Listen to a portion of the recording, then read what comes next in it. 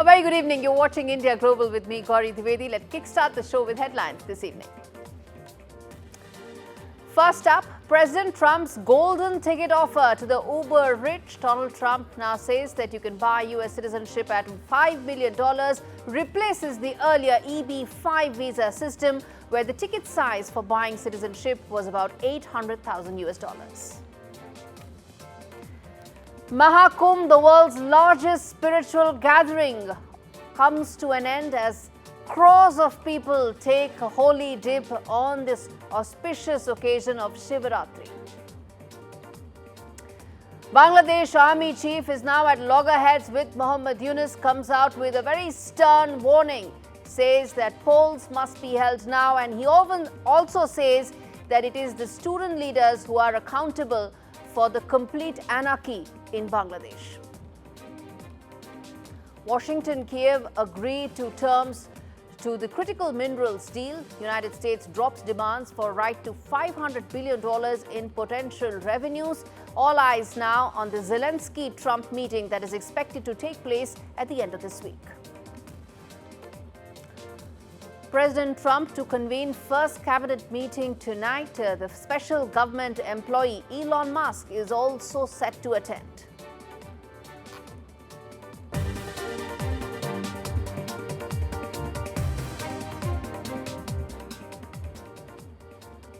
Here's the big story we are tracking on India Global. In fresh trouble for Bangladesh's interim chief Muhammad Yunus, the army chief of Bangladesh, that is General Waqaruzzaman, has now warned him to not delay polls any further. And he's even blamed the infighting for deteriorating law and order situation in Bangladesh. He has said at an army memorial event, the army chief warned that the ongoing political slugfest was allowing miscreants to thrive. He said that with some believing they could act with impunity against this chaos that is unfolding in Bangladesh. Zaman's remarks came as differences grow within the student groups that forced former Premier Sheikh Hasina out of office last August. Divergences are now coming to the fore between the caretaker administration and political parties over holding of elections. Nahid Islam, who was one of the key orchestrators of the August 5th protests, is also now set to launch his own political party, one that is set to be backed by Jamaat-e-Islami. Now, what does this mean for Bangladesh in terms of the political uncertainty that lies ahead, the big warning that has come in from the army chief? Let's first listen in to a soundbite coming in. We come back and talk more. আমরা নিজেরা ভেদাভেদ সৃষ্টি না করি, আমরা নিজেরা United থাকি। আমাদের মধ্যে যদি কোনো সমস্যা থেকে থাকে, কোনো ব্যত্যয় থেকে থাকে, কোনো গ্রিভান্সেস থেকে থাকে, সেটা আমরা আলোচনার মাধ্যমে সমাধান করব। এটার জন্য ডানে বায়ে দৌড়িয়ে কোনো লাভ হবে না, নিজের ক্ষতি ছাড়া কোনো লাভ হবে না, আমি আপনাদের এই জিনিসটা নিশ্চিত করে দিচ্ছি। Okay, that was the army chief and his big warning. Viewers, there are several questions that I'm now posing in terms of what lies ahead in Bangladesh. The first key question, what is really stopping Muhammad Yunus from holding elections? This is an interim government. It came on after the 5th of August uprising, and almost 7 months it will be. There is no update on when those elections will be held. The second big question, is Yunus facing now pressure from his aides to hold elections? Remember, the Bangladesh army chief is a man on his side. He's been rallying support for Yunus. There are members of the BNP who are saying hold elections. So is he now facing pressure from those who are favorable to the Yunus dispensation that elections must be held? And the other key question, is there now a growing wedge between the army chief and Muhammad Yunus?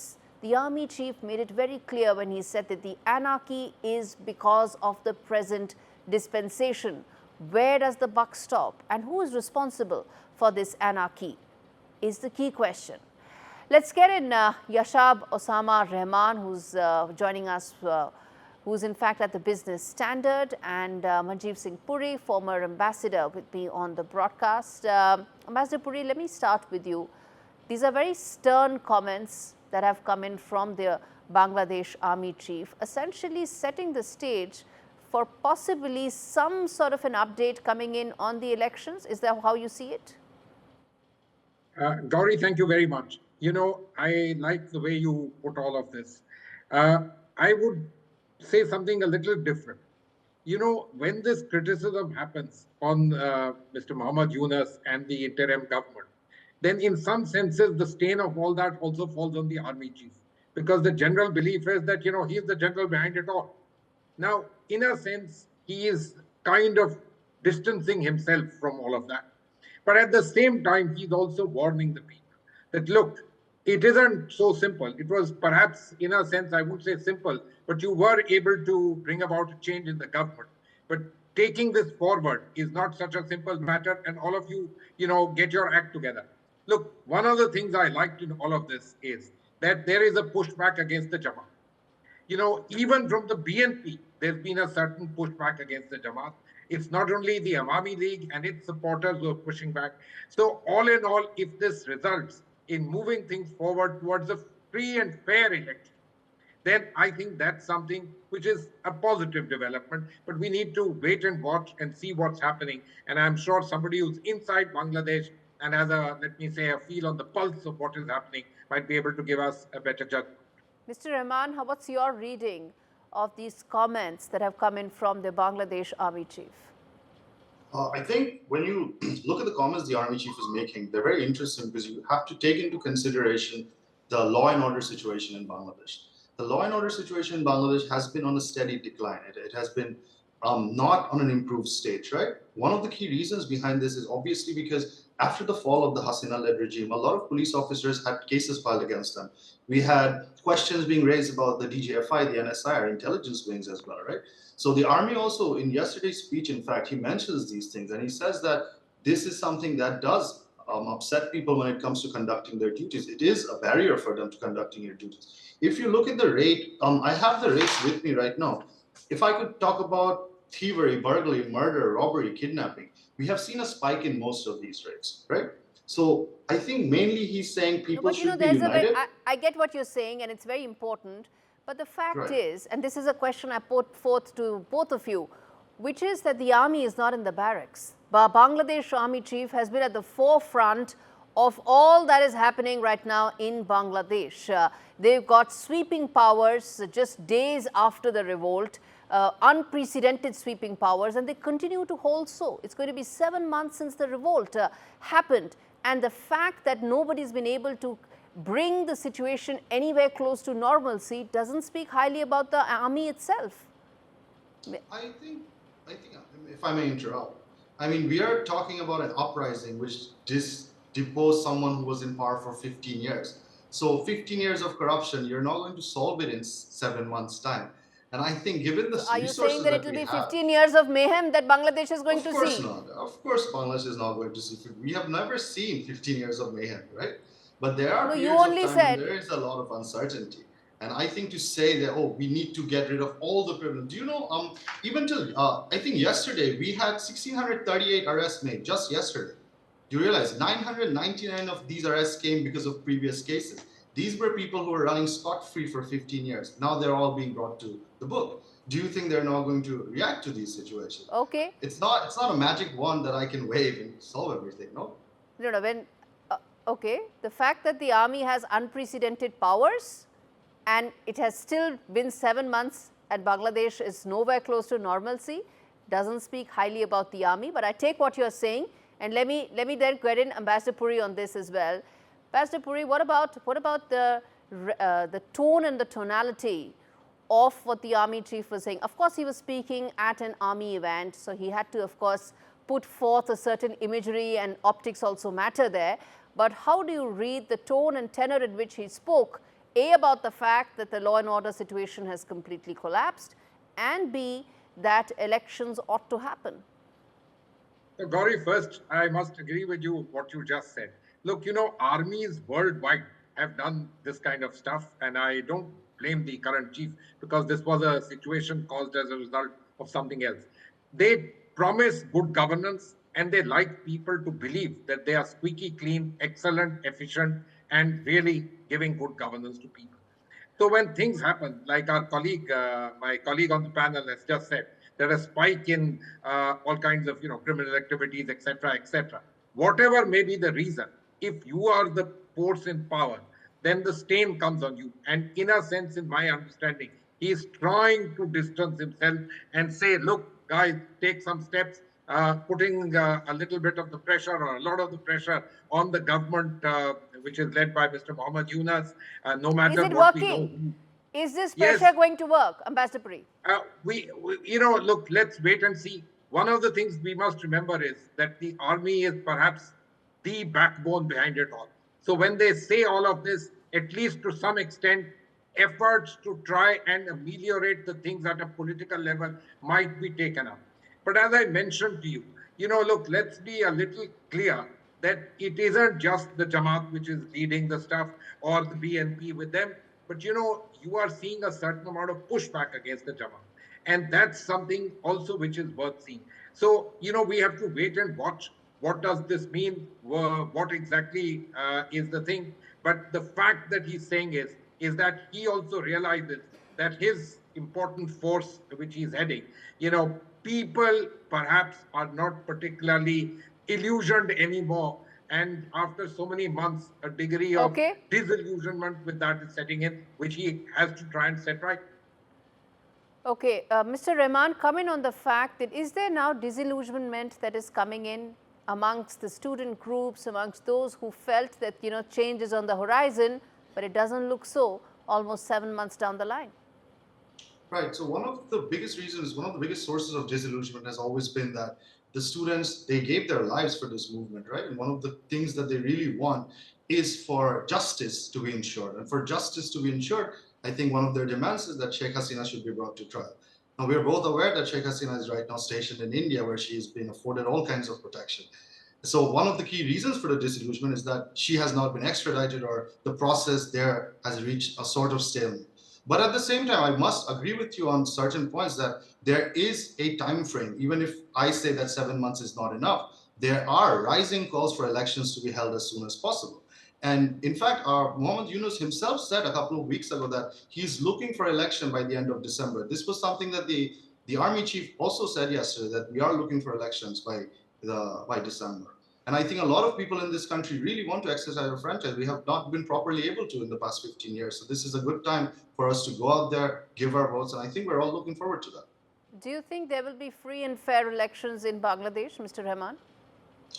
I mean, absolutely. There should be free and fair elections in Bangladesh. I feel like if you look at our election commission, the way it's set up right now, if you look at the reforms that are being discussed, one of the things you asked was, why is it taking so long?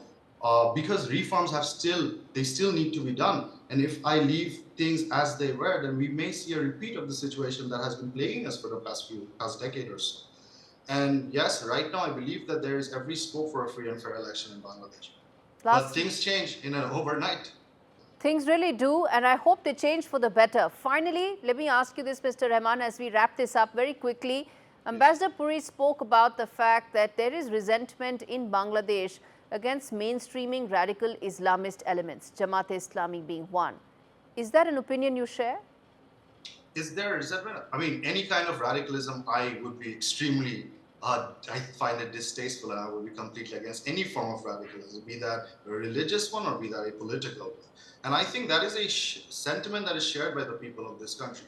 We do not want radicalism in our borders. You can talk to some of our top leaders, you can talk to some top officials or politicians. They'll all say the same thing. Nobody wants radicalism, in their own homes. I mean, how would that Okay, this is not about individuals, but it is about countries and how they move forward. But thank you so much, both of you, for joining me on this edition of India Global on an issue that I'm going to keep coming back to. But viewers, today, the bottom line on what's happening in Bangladesh is, well, Mohammed Yunus's government is now going to complete almost 7 months in power. An interim government being there for 7 months is long enough for it to actually have a roadmap for elections. But what happens when you come to power without a roadmap? What happens when you try and mainstream elements which are essentially fringe? What happens when you have the army not inside the barracks but on the streets? Well, unfortunately, viewers, what you have is Bangladesh, a situation that needs to now urgently come back to normalcy.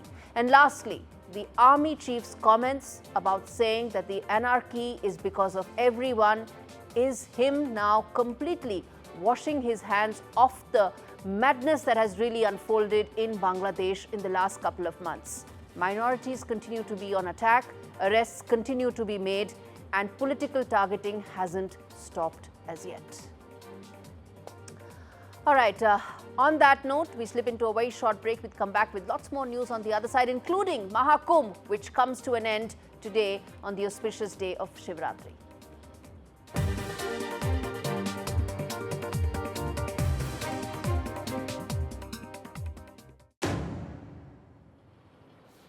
All right, viewers, the Maha Kumbh comes to an end today on the auspicious day of Shivratri. Crores of people have taken the holy dip. Numbers seem to range in the range of about 50 to even more. 50 to 60 crores is the kind of numbers that seem to be coming in. But either way, it's the glorious festival of faith, spirituality that's coming to an end. And my colleague Vasudha Venugopal is there joining me live from Prayagraj, braving the crowds, braving the winter and braving all that and more to give us a sense of how things are looking on the final day of Vasudha.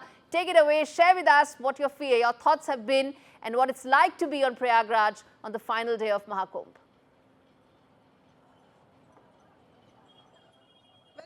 Gaurie, Prayagraj Maha Kumbh 2025 experience has been quite significant for me because it shows that while a lot of things about this country changes, a lot also remains the same. The kind of faith and devotion that a lot of people in this country have towards, what they think is dharmic is completely astounding because there is also a sense of collective oneness.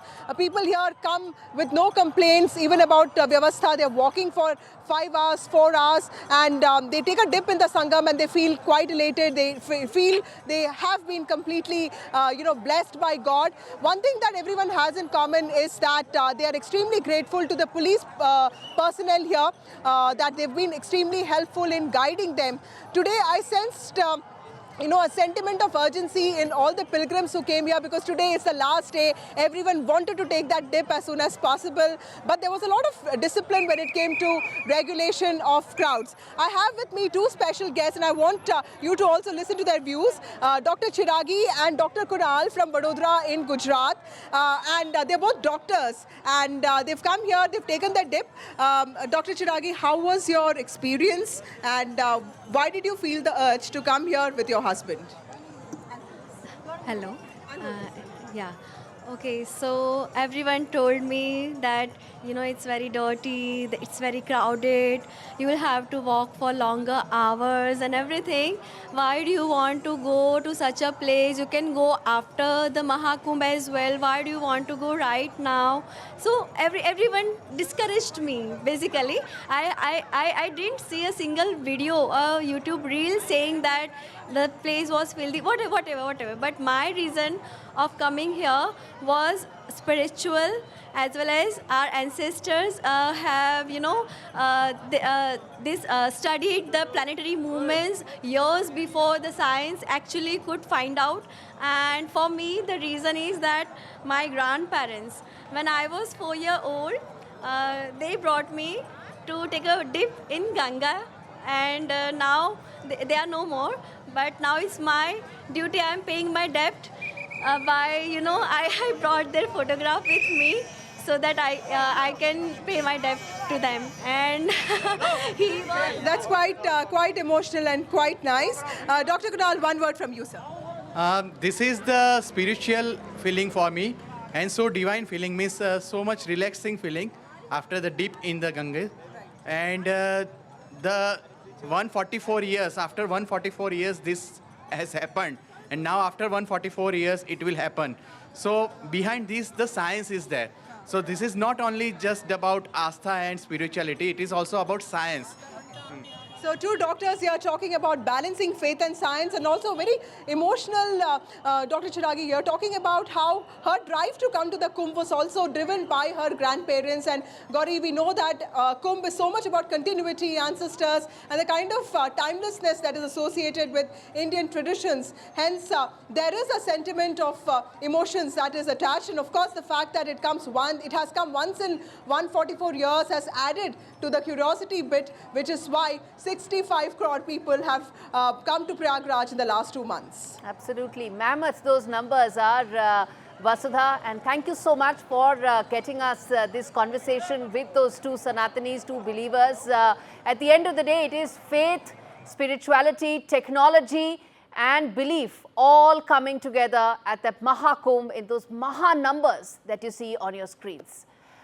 All right, viewers, now we turn our attention to the other big story, which is the European Commission President, who is set to be in India for continuing trade talks. Remember, the world is now starting on trade talks with a new vigor. Well, at some level, they are Trump-proofing themselves, and the European Commission, no less than the President, is going to be here over the course of 2 days to try and thrash out trade deals and also to focus on defense talks and technology cooperation between India and the EU.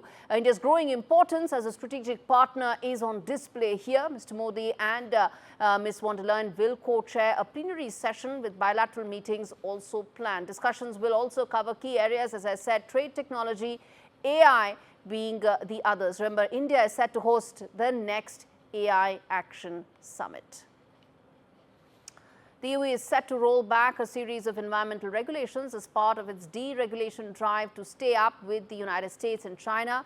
This marks a significant shift from EU Commission President Ursula von der Leyen's first term, which prioritized climate action. But with growing concerns over sluggish economic growth and with the looming threat of a trade war with the US under President Trump's America First approach, Brussels is now focusing on easing the pressure when it comes to burden on businesses. Major players like France and Germany, along with frustrated companies, are calling for lower energy costs and a more business-friendly environment. The European Commission is set to unveil a new set of packages for the same. Moving on, Indonesia and Apple have agreed on terms to lift the country's ban on iPhone 16s and could sign a deal as early as this week.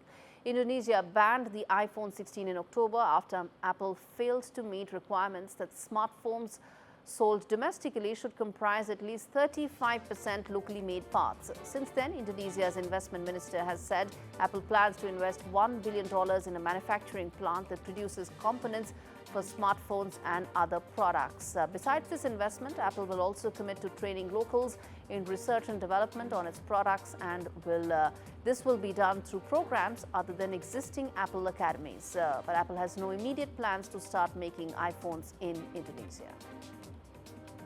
Moving on to a story that many would find extremely outrageous, which is the video that President Trump put out on his Truth Social platform, which appears to have been created with generative AI. It's promoting something that President Trump spoke about earlier this month as well, which is to take over Gaza in its present state and to turn it around into some sort of a haven. Video shows, the one that has been made by AI shows that it's turning into a resort where there's also a Trump statue in golden, and also features him and Israeli President Benjamin Netanyahu lounging on a beach. There's Elon Musk dancing on it as well, dollars in fact coming in as well. A lot of people found this to be extremely tone deaf, given the fact that the plight of those in Gaza has been completely ignored, and also the fact that how will this changeover actually take place? Does it mean America coming and controlling the territory? On that note, a quick break. We come back on the other side with more. Stay with us.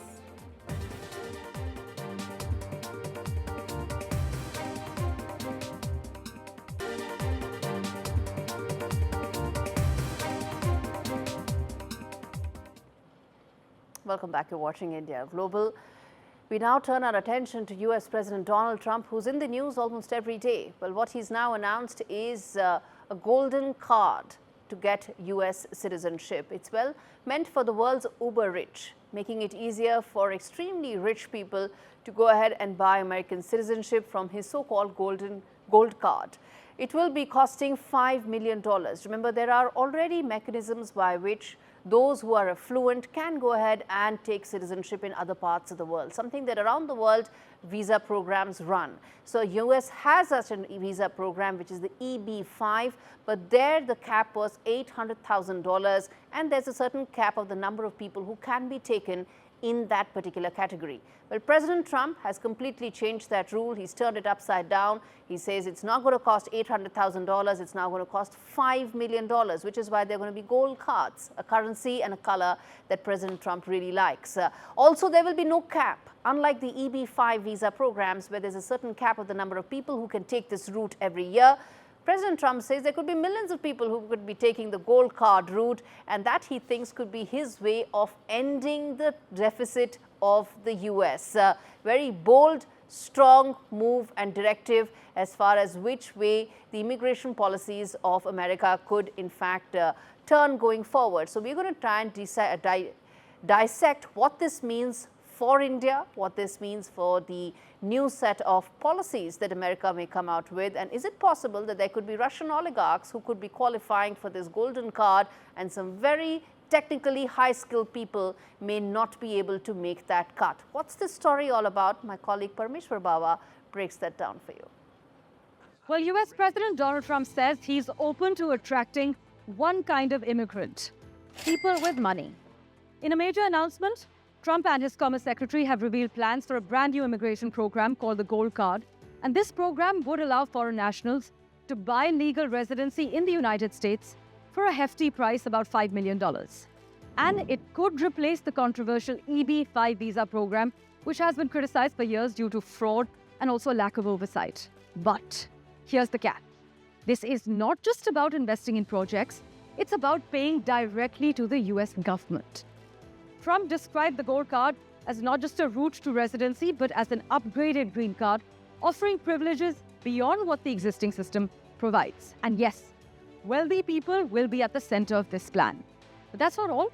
Trump hinted that corporations could also purchase green cards for their top employees, including those with exceptional skills or educational backgrounds, essentially making this a fast track to citizenship for the best and the brightest, if they can pay up. Trump's Commerce Secretary, who has been vocal about the inefficiency of the current EB-5 program in the US, has called this new plan a much-needed fix, one that would create world-class global citizens, people who can contribute to the US economy and apparently fill its coffers. But what about the risk? Critics say this program could turn the US into a destination only for the rich, potentially sidelining the working-class immigrants who contribute so much to that country. Plus, there's no word yet on whether these gold card holders will be required to create jobs, which is a key component of the EB-5. And in a twist, Trump even floated the idea of selling up to 10 million gold cards as a way to reduce the national deficit, which is a move that could make waves across the globe. And yes, he even suggested Russian oligarchs might be eligible, causing an uproar over potential ties to controversial figures. So you got to know what the story is all about. I'm now going to pose the big questions that hopefully we'll try and get answers to. First and foremost, will this turn US into a hub for oligarchs? Does it mean Russian oligarchs, Chinese oligarchs are really going to be the ones who would get easy access to American citizenship? Second key question, billionaire Trump is now wooing the world's super rich. What happens to those who actually contribute to the American economy? The ones in technology, the ones in STEM that America has for decades really been trying to get into its system. And thirdly, will this delay the process when it comes to Indians who are seeking green cards? Remember, those Indians who are in the line or in the queue for green cards are predominantly through the H-1B program and several other such highly skilled programs. What happens to those? Millions will enter through the gold card, but will the queue go longer for those waiting through the other routes? That's the question that we're going to put forth. Joining me is Dr. Shreya Upadhyay from the Kalinga Institute of Indo-Pacific Studies, and we also have David K. Johnston joining me live from Washington. He's professor at the Rochester Institute of Technology. Let me start with you, Professor Johnston, how do you read this new day, new policy announcement by President Trump, this time around turning the entire EB-5 program on its head? That's being now changed by, well, a gold card. Well, this is totally expectable from Donald. Donald likes people who have money, and he doesn't care much about their character. It would also be economically bad for the United States. There's a model at the school he went to, Penn, the University in Philadelphia, that shows that regardless of education, letting more people into the country creates the greatest economic growth, very substantial economic growth. Whereas Donald's proposing only to let in very wealthy people. And his language was very interesting and typical of Donald.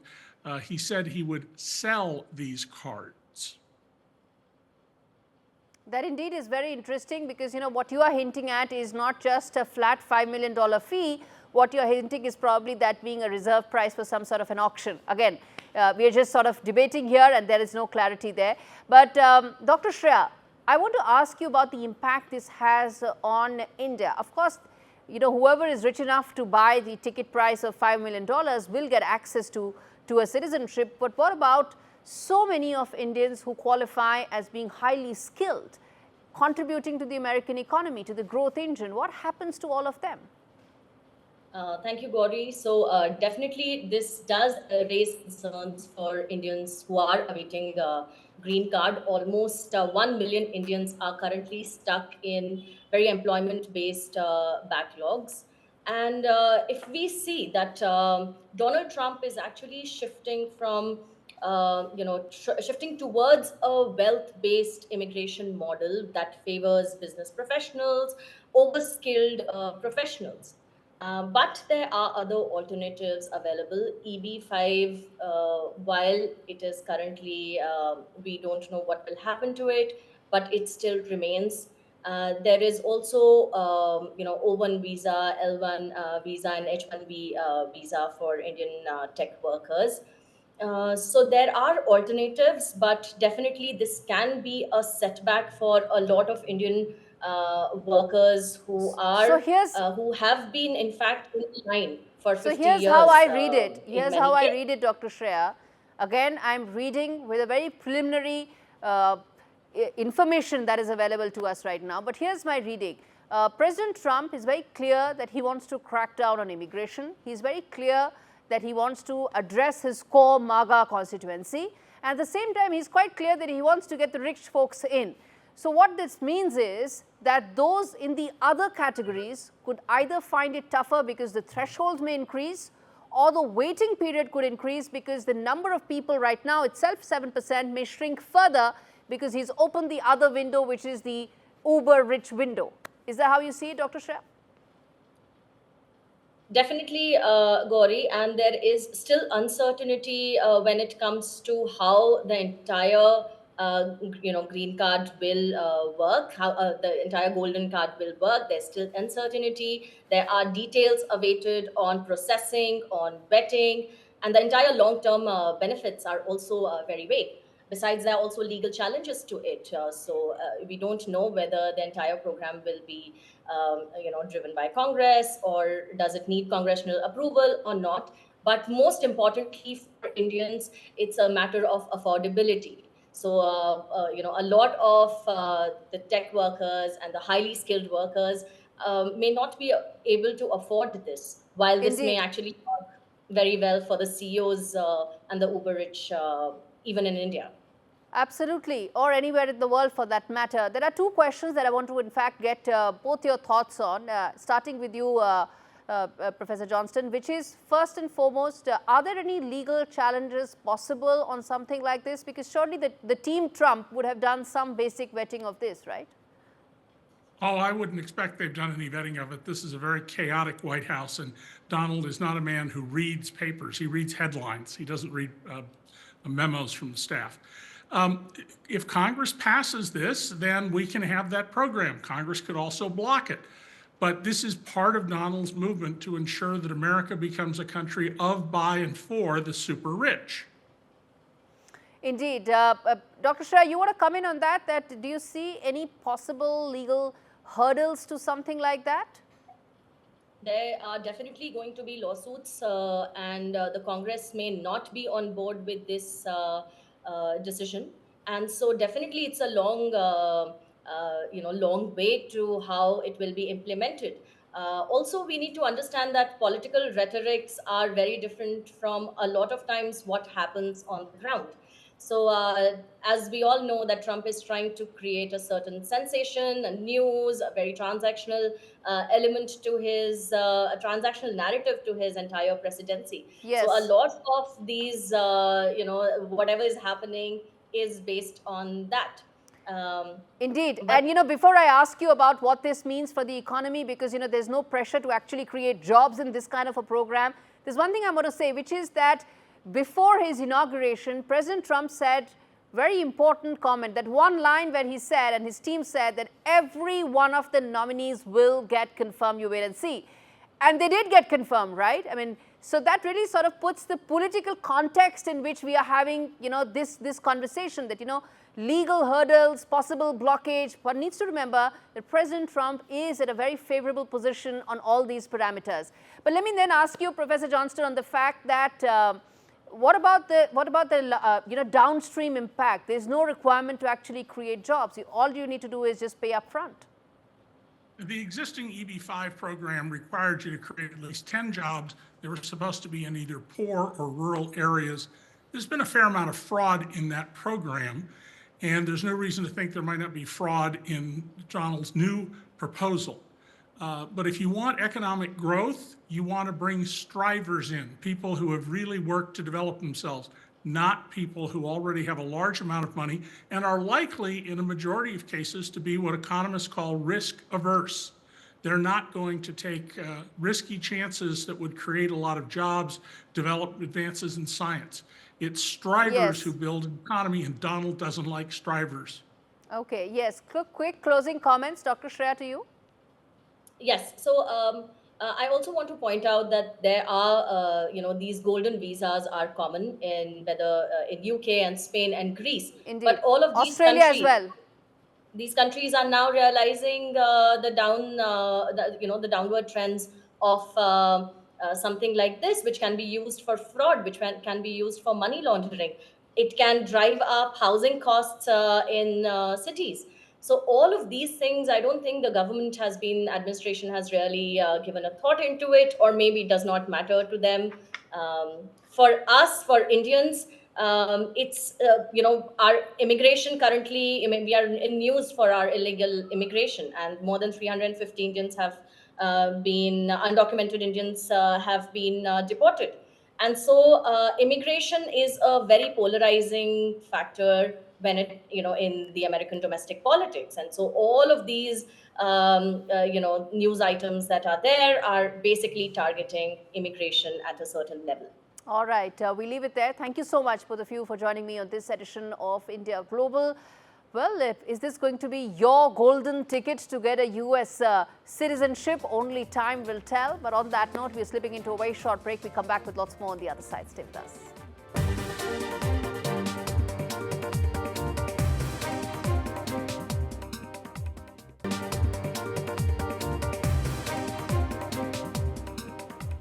Watching India Global, we turn our attention now to the Ukraine and the US, who are set to reach an agreement over access to Kyiv's deposits of rare earth minerals. The draft deal expects the two countries to jointly develop Ukraine's mineral resources, including oil and gas, and sees the US drop demands for a right to $500 billion in potential revenue from the agreement.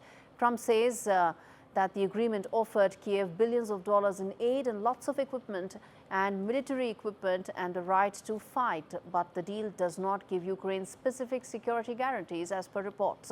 Ukraine President Zelensky is expected to travel to Washington, D.C. later this week, where the critical minerals deal could be signed with the U.S. President Donald Trump. Is it true that President Zelensky is coming on Friday to meet with you, and is the mineral deal sorted out? Yeah, I hear that. I hear that he's coming on Friday. Certainly, it's okay with me if he'd like to, and he would like to sign it together with me, and I understand that's a big deal, very big deal. So what we're doing is now we're saying, look, we want to be secured. We want to get that money back. We're helping a country through a very, very big problem, a problem like very few people have had. Shouldn't have had this problem because it shouldn't have happened, but it did happen, so we have to straighten it out. But the American taxpayer now is going to get their money back. According to reports, the final details of the minerals deal, including the amount of money that Ukraine will pay to the United States, are not yet known. At stake are more than 100 major deposits of critical minerals that Ukraine controls.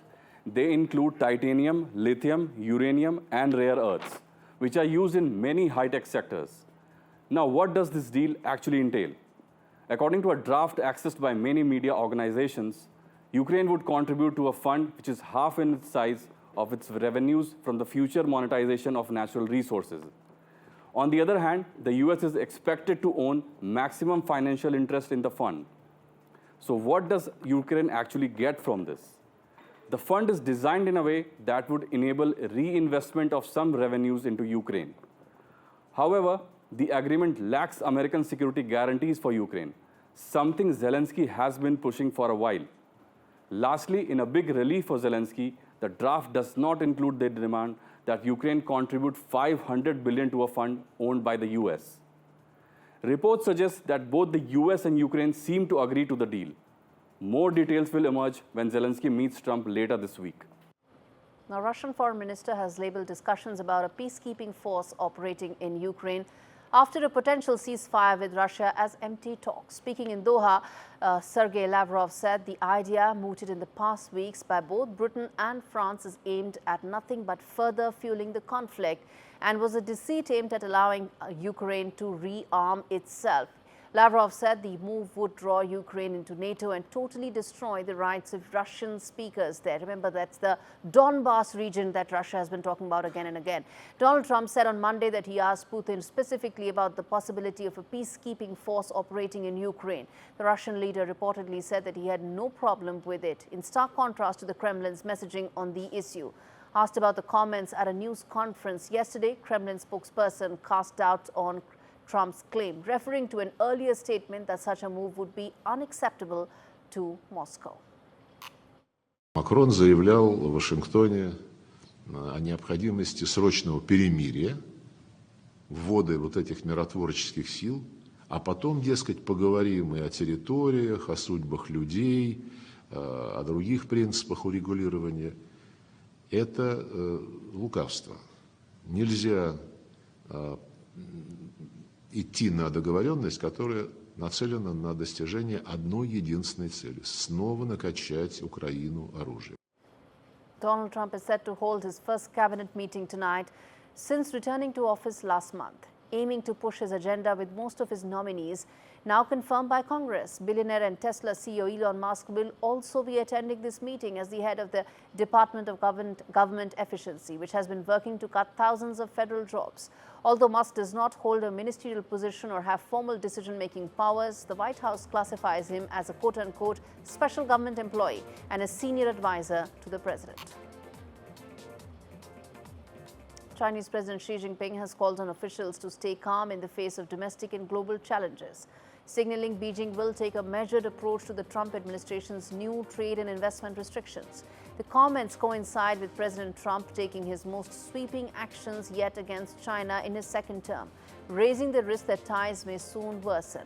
The Trump administration has tightened restrictions on Chinese investments in key U.S. sectors like technology and energy, while pressuring Mexico to impose its own tariffs on Chinese imports. It's also pushing for fees on Chinese-made commercial ships, a move that is aimed at challenging Beijing's dominance in shipbuilding.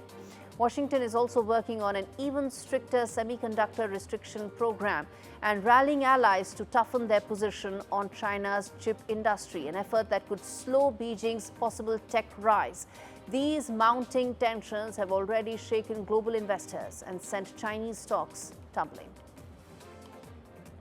New search for Malaysian Airlines flight MH370 has been launched a decade after the plane went missing in one of aviation's greatest enduring mysteries. The search, that's led by deep-sea exploration firm Ocean Infinity, comes just before the 11th anniversary of the plane's shocking disappearance on 8th of March 2014. The flight was en route from Kuala Lumpur to Beijing, lost contact with air traffic control less than an hour after takeoff. Despite extensive international search efforts, the Boeing 777 carrying 239 passengers and crew has never been found. Previous attempts have not been able to recover the wreckage so far. All right, as we wrap things up, take a look at this slice of an interesting conversation I had with General Syed Atta Hasnain, who highlighted Pakistan's deep-rooted influence in Bangladesh as he spoke to me on our podcast, Spot On. Take a look. No, so you're linking Pakistan and Bangladesh. Absolutely. How are you linking that, sir? Absolutely. You see, subsequently, the speed at which the activities have taken place in Bangladesh, the military-to-military cooperation which has suddenly taken off, these things don't happen overnight. To my mind, Pakistan never left Dhaka ever, even after 1971. They left behind enough agents, they left behind enough people who were in empathy and sympathy with them, who virtually acted as sleeper agents for the better part of the last 50 years, you can say. Do you think ISI has active contacts with the radical elements in Bangladesh? Absolutely, there's no doubt about it. The ISI has always had contacts and has renewed and enhanced its contacts now. And I think there is an attempt being made to psychologically sort of surround us. General Hasnain, a lot has been said in the last, decade or so about Pakistan, China becoming the two-front possibly for India, a two-front war coming in. Are we then looking at a three-front war possibility for India? Yes, a third front could be possible. The Indian Army has got a concept when it does its training. We have an exercise enemy, a training enemy. The enemy on the Western Front is called Nark, the forces Nark. of hell. Okay, yeah, Nark. And we've got an imaginary enemy in the north. It's called Chandal, the forces of the devil. Right? So the Indian Army battles these two forces which are imaginatively kind of deployed. Do we have a name for Bangladesh? No, we don't. Do we need to come up with one? Because we never considered Bangladesh an adversary. But do we need to come up with one now? I don't think so. I don't think so.